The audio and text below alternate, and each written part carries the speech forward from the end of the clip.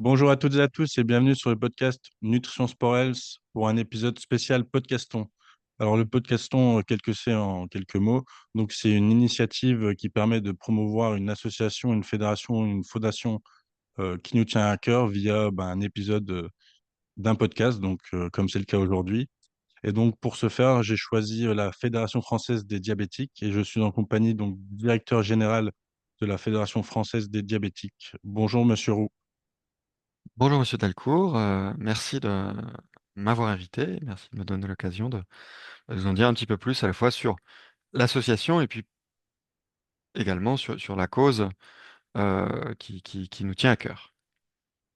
Peut-être du coup, dans un premier temps, est-ce que vous pourriez nous faire un petit débriefing de votre parcours, de votre expérience avec cette maladie? Au sein de la fédération, moi j'ai rejoint la fédération il y a 9 ans, 9 ans bientôt. J'étais d'abord en charge des relations entreprises et ça fait un petit peu plus de 3 ans que je suis le directeur général. Donc je ne suis pas diabétique moi-même. Par contre, je suis issu d'une grande famille de diabétiques, du côté de ma maman. On a, j'ai 7 oncles et tantes et sur ces 7 oncles et tantes, 4 sont touchés par un diabète de type 2. D'accord. Donc ouais, vous avez une expérience assez personnelle avec cette pathologie. Tout à fait. Est-ce que vous pourriez nous rappeler dans un premier temps qu'est-ce que le diabète finalement avec vos mots, hein? Tout à fait. Alors déjà, c'est très, très important de préciser qu'il n'y a pas un diabète, mais il y a plusieurs types de diabète. Quand on parle du diabète au sens global, c'est le fait de caractériser un taux de sucre dans le sang qui est supérieur à la moyenne. Après, l'appellation diabète regroupe différentes réalités. Il y a le diabète de type 1 dans un premier temps, qui est une maladie auto-immune, c'est-à-dire c'est le système immunitaire qui, pratiquement du jour au lendemain, va se retourner contre certaines cellules de votre pancréas et qui vont empêcher la sécrétion d'une hormone qui s'appelle l'insuline. Et l'insuline, cette hormone, elle permet l'absorption des glucides qui sont dans le sang, et leur absorption dans les cellules. Et si cette hormone n'est pas présente, ben, le sucre ne peut pas être absorbé, donc le taux de sucre dans le sang, il ne fait que monter. Et s'il monte, il monte, il monte, il monte, ça peut être très dangereux, ça peut provoquer des comas et à terme entraîner la mort si on ne règle pas ce taux de sucre. Donc le diabète de type 1 nécessite une injection plusieurs fois par jour d'insuline pour remplacer en fait la fonction de cette partie du pancréas qui ne fonctionne plus. Et c'est donc une maladie qui a un retentissement très important. D'abord, il y a un diagnostic, comment dirais-je, il y a des symptômes qui sont assez marqués.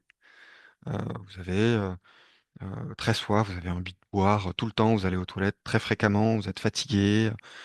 Il y a plein de symptômes qui montrent que ça va pas. En général, ça conduit à un passage aux urgences. Et le passage aux urgences donne lieu très souvent au diagnostic. Et une fois que le diagnostic est posé, il y a un avant et un après. Votre vie, elle change forcément parce que après, il faut faire attention constamment à ce qu'on mange, à ce qu'on fait comme exercice parce que il faut réguler son insuline en fonction de ça. Donc c'est vraiment une maladie qui a un retentissement, on parle de charge mentale très important.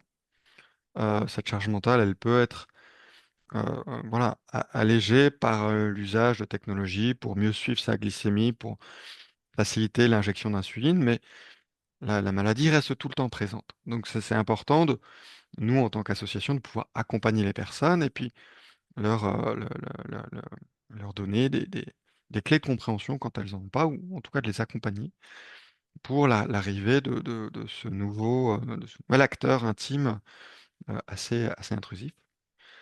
Et ça touche 5% des cas de personnes touchées par un diabète. On parle de 300 000 personnes en France. Contrario, le diabète de type 2, touche plus de 90% des personnes touchées par un diabète, c'est une maladie métabolique.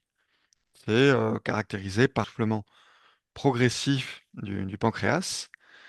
Euh, et donc ce pancréas, au lieu de s'arrêter presque du jour au lendemain, il va progressivement ne plus avoir une fonction aussi Sécrétion suffisante, ouais. exactement, sécrétion suffisante d'insuline. Ça apparaît en général à partir de 45-50 ans. Et c'est très progressif. Très progressif. Il y a pas ou peu de symptômes. Une bouche sèche, un sentiment de fatigue, mais bon, à partir de 45-50 ans, bah, ça arrive, hein. On est, on n'est plus aussi vaillant. Mais il n'y a pas de gros symptômes, ce qui fait qu'il y a un retard de diagnostic qui est important. On estime il peut y avoir jusqu'à 10 ans de- d'écart de diagnostic. Et même si voilà, le fait d'être en hyperglycémie est moins prononcé que dans les diabète de type 1, le fait de rester longtemps avec un taux de sucre dans le sang supérieur, ça peut endommager les petits et les gros vaisseaux et peut entraîner des complications assez graves, hein. Ça peut entraîner des cécités, des accidents cardiovasculaires, des insuffisances rénales chroniques, des amputations. Donc même s'il n'y a pas de symptômes au début, bah, ça peut entraîner des complications qui sont assez graves. Donc c'est important, là pour le coup, à contrario, par rapport au diabète de type 1 où on va plutôt essayer de rassurer et d'accompagner. À diabète de type 2, on va essayer d'alerter en disant, bah, écoutez, c'est pas parce que vous n'avez pas de symptômes qu'il faut rien faire, parce que parmi les facteurs de risque de développer un diabète de type 2, il y a certains sur lesquels on ne peut pas faire grand-chose, hein. Il y a l'hérédité, l'âge. Voilà, c'est des facteurs sur lesquels on n'est pas tous égaux et puis on ne peut pas faire grand-chose. Mais ceux sur lesquels on peut agir, c'est l'activité physique et l'alimentation équilibrée. Et c'est là où on peut apporter des éléments de compréhension, de réassurance, de motivation pour prévenir soit l'apparition du diabète, soit l'apparition de complications liées au diabète. Et enfin, le troisième diabète qu'on connaît, qui est un diabète transitoire, c'est le diabète gestationnel, qui touche bah, les femmes enceintes et qui apparaît pendant la grossesse et qui disparaît une fois que la femme euh, accouche, mais qui peut être un facteur de risque de développer un diabète de type 2 par la suite. Et ensuite, il y a d'autres diabètes qui sont beaucoup plus rares. Diabète maudit, diabète LADA, diabète lié à la mucoviscidose, qui nécessitent également d'être traités, mais qui ont vraiment leurs spécificités qui leur sont propres. Oui, comme vous l'avez dit, hein, c'est le diabète, enfin, les diabètes, c'est une pathologie qui touche énormément de monde et de Français, qui peut avoir des Mm. complications bah, très graves et même aller jusque le décès des patients. Et donc, ça nous permet de revenir un peu sur votre fédération, les rôles de votre fédération. Est-ce que vous pouvez un peu nous expliquer voilà, comment s'organise la vie de cette fédération? Oui, bien sûr. Donc, nous, on a une vieille dame qui a soufflé ses 85 bougies. Euh, au départ, on a été créé pour favoriser l'accès à l'insuline. Donc, en 1938, l'insuline n'était pas accessible largement. Donc, ça a été la raison d'être première de la- la Fédération française diabétique qui s'appelait alors l'Amicale des diabétiques, puis Association française des diabétiques. Euh, Nous, comme notre nom l'indique, nous sommes une fédération d'associations. Donc, on fédère plus d'une centaine de structures locales, principalement composées de personnes touchées par un diabète, qui sont également bénévoles pour l'association. Donc, toutes ces structures sont réparties partout en France et dans les départements et régions d'outre-mer. Et moi, je suis directeur du siège fédéral basé à Paris. Et ces associations locales et le siège fédéral ont ont les mêmes missions. Et ces mêmes missions sont les suivantes. Il y en a trois. La première, c'est informer, accompagner et prévenir l'apparition du diabète de type 2. La deuxième, c'est la défense individuelle et collective des personnes touchées par un diabète. Et la troisième, c'est le soutien à la recherche. Ce que je vous propose, c'est d'aller un petit peu dans le détail de chacune de ces trois grandes missions sociales pour expliquer concrètement ce qu'on fait. Donc pour la première mission, donc informer, accompagner, prévenir, on édite tout un tas de supports d'information, que ce soit sur notre site internet, sur nos différents sites internet, à travers nos revues, à travers nos livrets. On diffuse une information claire et vulgarisée sur les différents types de diabète pour aider les personnes qui en sont atteintes à mieux s'approprier la maladie et pour aider ceux qui, voilà, qui ont des proches atteints de diabète à mieux les aider. Et ce qu'on va faire, nous, on va agir au siège fédéral en termes de en tant que créateur de contenu. Et au niveau local, elles vont arriver, elles vont diffuser cette information avec un échange en direct avec les personnes. Au niveau de notre deuxième...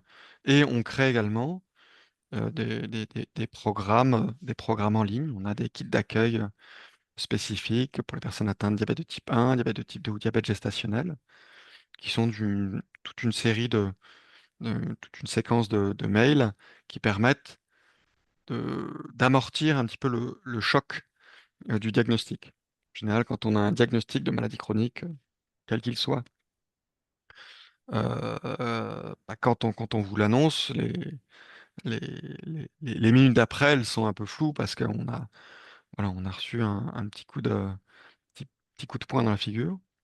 Et quand on ressort de la consultation, on se dit, bah, c'est bête, j'avais ça et ça comme question, j'ai pas pu les poser. Et pour aider à atterrir un petit peu face à cette annonce difficile, bah, on a créé des kits d'accueil en ligne pour avoir un mail par jour pour diffuser la connaissance, pour faciliter cet atterrissage. Donc ça, c'est un exemple d'outils qu'on met à disposition. Je dirais que le- l'information, c'est bien, c'est nécessaire, mais c'est pas suffisant.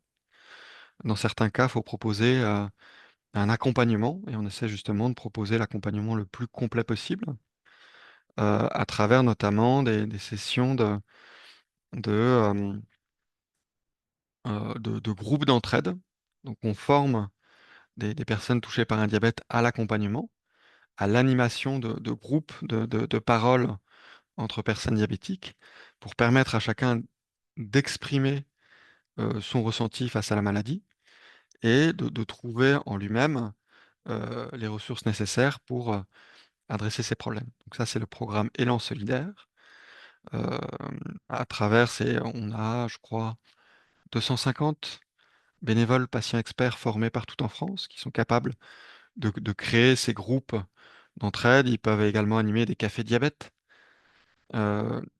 Certains d'entre eux participent également à la ligne d'écoute solidaire euh, qui est ouvert tous les jours, 365 jours par an, de 10h à 20h, pour accueillir la parole des personnes qui se trouvent en difficulté face à leur diabète. Donc l'action d'accompagnement, pour nous, c'est vraiment très très important, parce que de par ses multiples répercussions, le diabète peut entraîner voilà, des problèmes très très différents.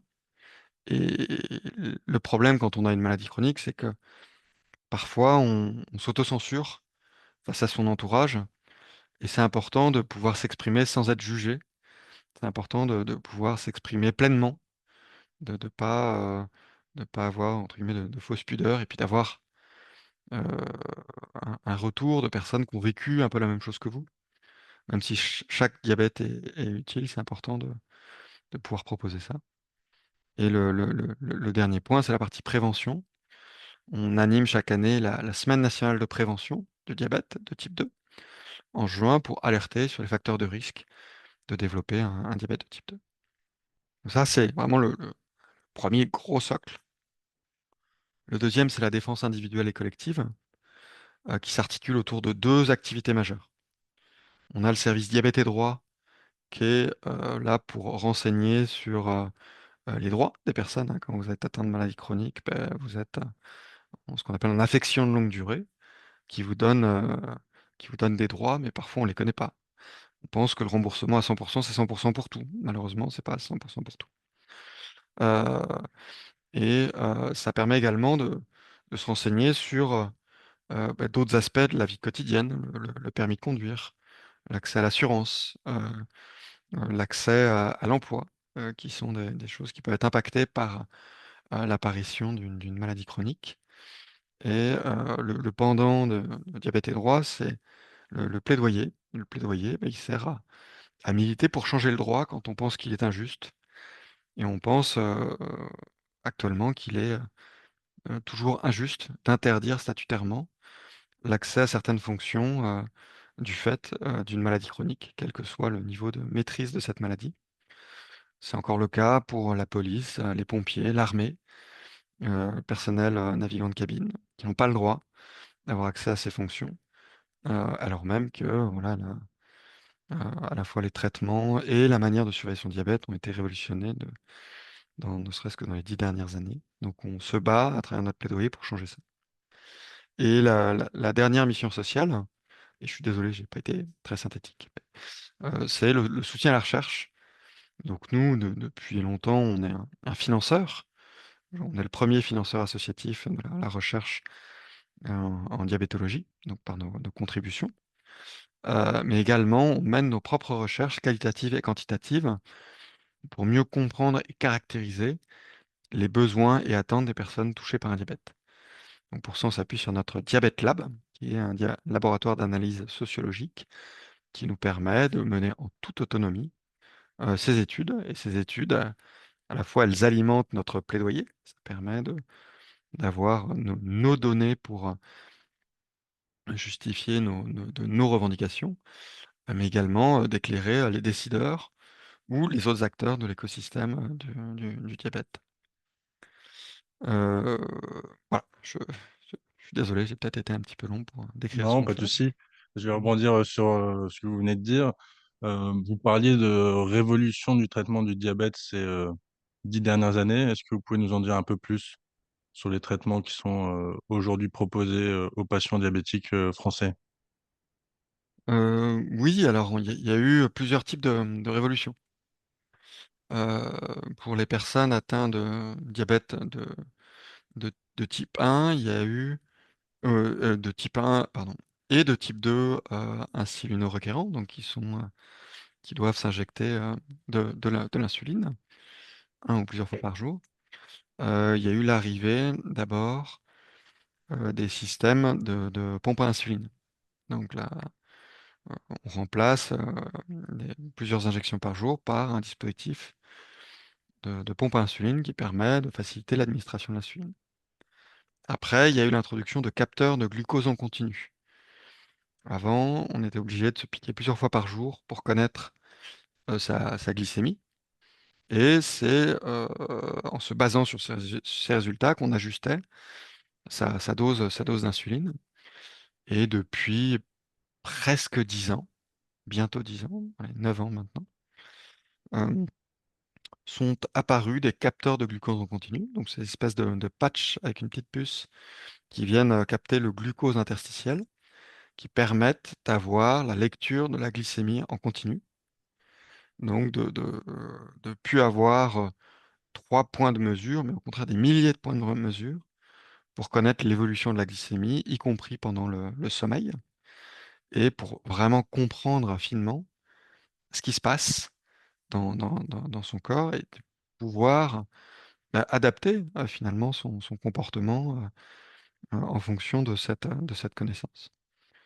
Et tout récemment sont apparus ce qu'on appelle des systèmes de boucles fermées, de boucles semi-fermées, qui combinent à la fois un capteur de glucose en continu, une pompe à insuline et un algorithme qui va donner des recommandations d'injection qui va vous aider à prendre la décision. Vous serez toujours euh, le seul à prendre la décision, mais on va vous donner, en tout cas, des clés pour le faire. Et dans certains cas, il peut y avoir des mécanismes d'arrêt de pompe à insuline en fonction de votre seuil de glycémie pour éviter d'être en hypoglycémie. Donc on a vraiment un assistant qui est là pour faciliter la tâche de la gestion de la glycémie qui peut permettre de prendre des actions correctives pour éviter notamment d'être en hypoglycémie.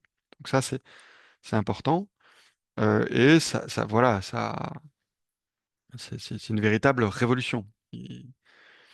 Euh, Même s'il y a encore des choses à faire, même si c'est pas, malheureusement, on ne guérit pas euh, de- du diabète de type 1, on, on a un outil qui permet d'alléger considérablement le vécu avec cette maladie.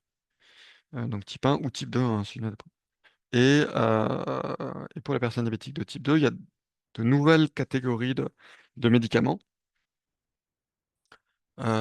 qui sont apparus avec des profils qui permettent de limiter certains types de complications, notamment des complications cardiovasculaires ou des complications rénales, et qui permettent voilà, d'avoir un impact quand même assez important sur la qualité de vie. Donc, pour la plupart des personnes touchées par un diabète, même si malheureusement il y a pas encore de cure, il y a eu une actualité du point de vue des traitements et du suivi de la glycémie qui a été assez intéressante ces dernières années. Il y avait aussi également, il me semble, les greffes d'îlot directement, qui sont Alors, apparues dans certains centres spécialisés. il y a les greffes d'îlot, mais là, on est vraiment sur Oui, oui. sur une toute, toute petite cible de patients. C'est pas encore, c'est pas encore un traitement largement répandu. C'est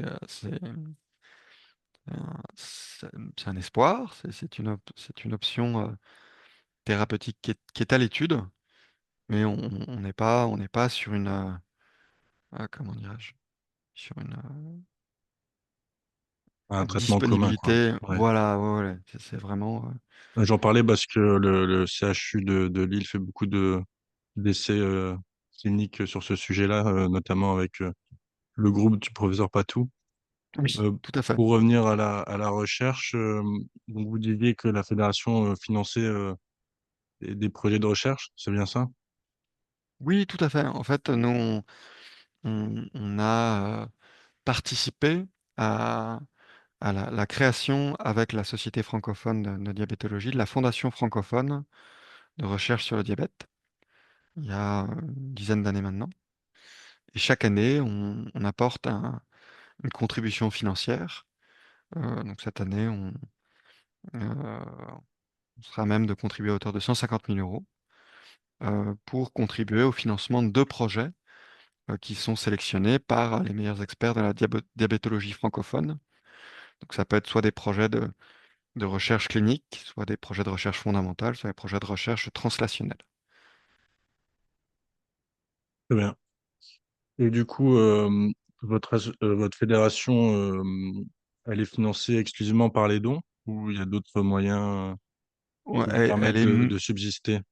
elle est majoritairement financée par les dons, mais elle n'est pas exclusivement financée par les dons. Donc on a à peu près 60% de nos ressources qui sont issues de la générosité, donc soit des dons de particuliers, soit des legs. Et je tiens à les en remercier très chaleureusement. Pour nous, c'est vraiment très important de pouvoir bénéficier de ce soutien parce que c'est ce qui garantit finalement notre indépendance de la part de de tout autre financeur. On travaille également à la fois avec les pouvoirs publics qui financent une partie de nos activités, et puis les acteurs privés. Donc les pouvoirs publics financent à travers des subventions sur certains projets entre 5 et 10% des activités de la fédération. Et on a également des partenariats avec les acteurs privés qui financent après entre 15 et 20% de, de- de nos activités, donc à hauteur de 15 à 20% de nos ressources. Puis le reste de notre modèle économique, c'est des adhésions, des abonnements, enfin, c'est autre chose. Mais en tout cas, on a à cœur d'avoir un modèle économique assez diversifié pour parer à voilà, à toute éventualité.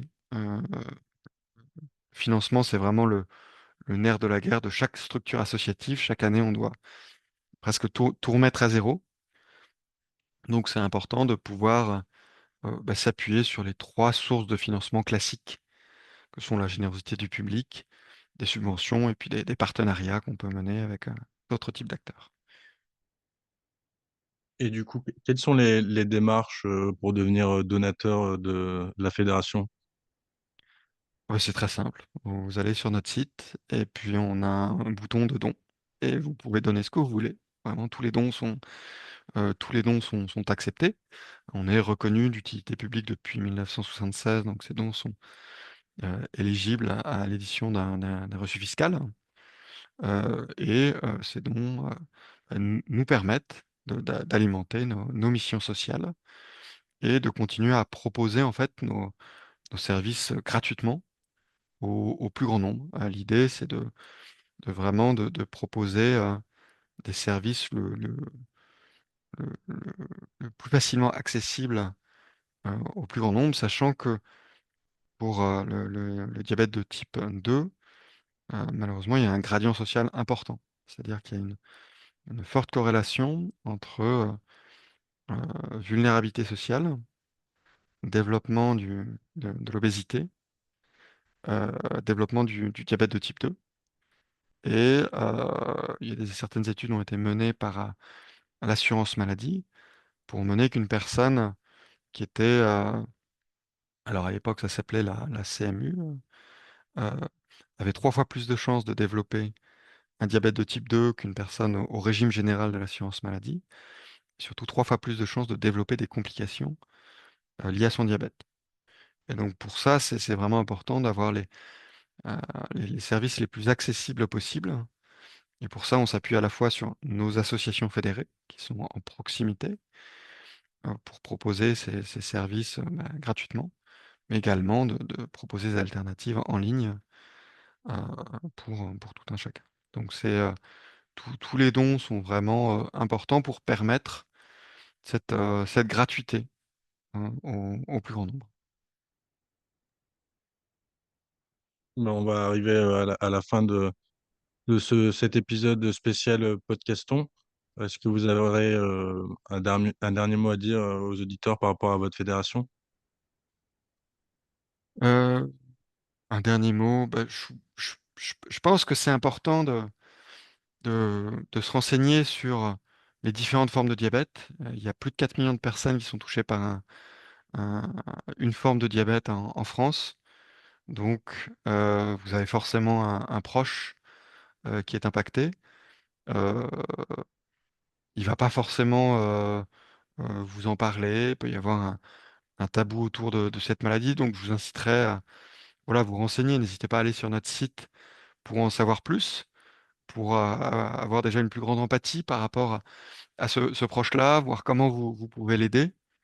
Euh, et puis, euh, voilà, si on parle du diabète de type 2, c'est bien ben, voilà, s'informer, c'est savoir comment faire pour le prévenir. Et puis, si toutes les autres formes de diabète, s'informer, c'est mieux être en capacité de comprendre quelles sont les répercussions au quotidien, d'être proche, d'être prêt à aider les personnes. Nous, on est là pour promouvoir l'aide, la solidarité.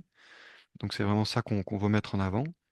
Et puis, si vous allez sur notre site, vous trouvez que ce qu'on fait est bien, vous parle, ben, n'hésitez pas à nous soutenir, on en fera bon usage. En tout cas, un grand merci à vous de nous avoir accordé ce temps d'écoute pour parler à la fois des différentes formes de diabète et puis de l'action qu'on mène à notre modeste niveau. C'est vraiment très, très important et puis on vous en est très, très reconnaissant.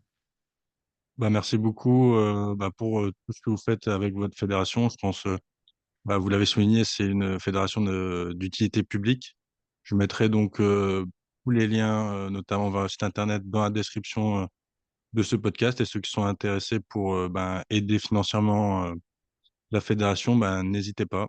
En tout cas, voilà, je vous remercie pour le temps que vous m'avez accordé pour ce podcast spécial Podcaston, donc, qui sortira d'ici quelques semaines, mi-mars. Et je vous dis à bientôt, à la prochaine, au revoir. Merci beaucoup.